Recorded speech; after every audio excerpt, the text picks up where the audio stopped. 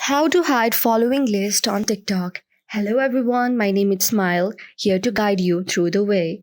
So, to know how you can hide your following list on TikTok, follow me and follow these steps till the end. So, now let's get started. First of all, open your TikTok. After opening your TikTok, on the top right side, you will see there are three vertical lines. When you tap on these three vertical lines and tap on Settings and Privacy, you will see many options. Among there, now, what you can simply do is go on privacy.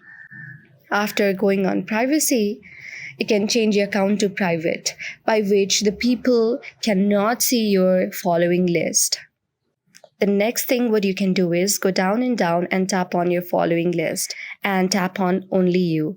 After this, only you will be able to see the following list or the followers list on your profile. Other else would not be able to steal your followers or following.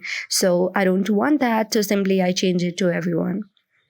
So yes guys, this is how you do it. I hope this video helped you. If you liked our video, then please do like and subscribe to our channel for more videos like this.